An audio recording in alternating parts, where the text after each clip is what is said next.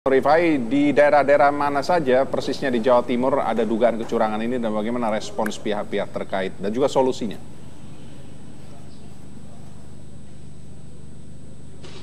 Sumi dan juga Ralf, dari serangkaian tahapan rekapitulasi suara dengan sistem real count yang dilakukan oleh tim sukses Jokowi JK di Provinsi Jawa Timur ditemukan dugaan modus kecurangan dan manipulasi.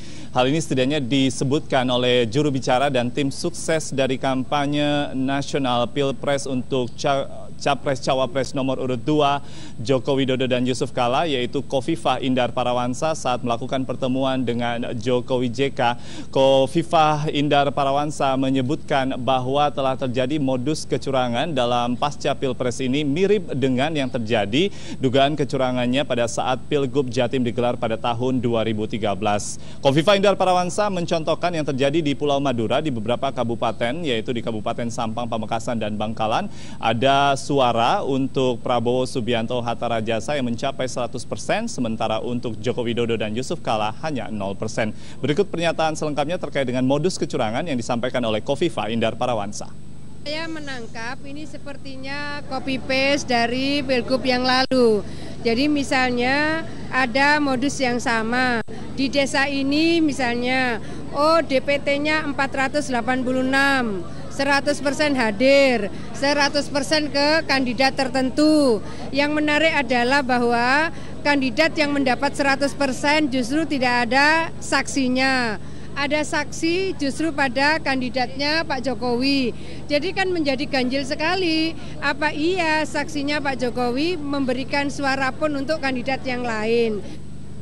Dari dugaan modus kecurangan dan manipulasi suara yang disampaikan oleh Khofifah Indar Parawansa ini ditanggapi oleh tim hukum dari pasangan Jokowi JK di Provinsi Jawa Timur, di mana salah satu tim hukumnya Didik Prasetyo menyatakan bahwa telah mengambil 2 langkah setidaknya, yaitu langkah hukum melaporkan kepada Bawaslu dan juga langkah atau jalur politik dengan membentuk tim khusus untuk melakukan evaluasi di lokasi-lokasi yang diduga terjadi kecurangan. Berikut pernyataan Didik Prasetyo.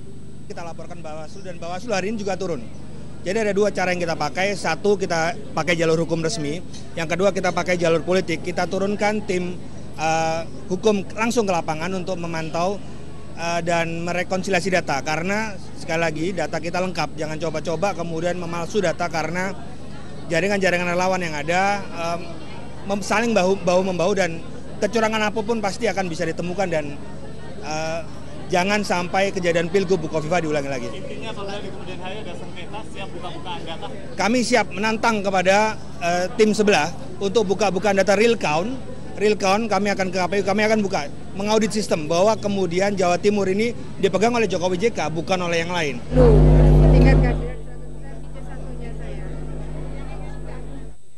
Sumi dan Ralf, dari sejumlah informasi yang kami himpun bahwa laporan yang telah masuk ke Bawaslu dari tim sukses Jokowi JK di Jawa Timur terkait dengan dugaan kecurangan di Pulau Madura khususnya telah ditindaklanjuti karena saat ini kami berada di depan kantor Badan Pengawas Pemilu Jawa Timur. Kami mendapatkan informasi 3 komisioner tengah melakukan evaluasi di beberapa kota kabupaten sehingga belum bisa dikonfirmasi tentang hasil-hasil penyelidikan dan investigasi. Namun sejauh ini tim sukses Jokowi JK di Jawa Timur telah menegaskan bahwa mereka menantang setiap pihak yang meragukan adanya real count dengan membuka data manual dari salinan C1 yang telah dikumpulkan oleh tim sukses Jokowi JK di Jawa Timur. Demikian sementara Sumi dan juga Ralf dari Surabaya kembali ke Jakarta.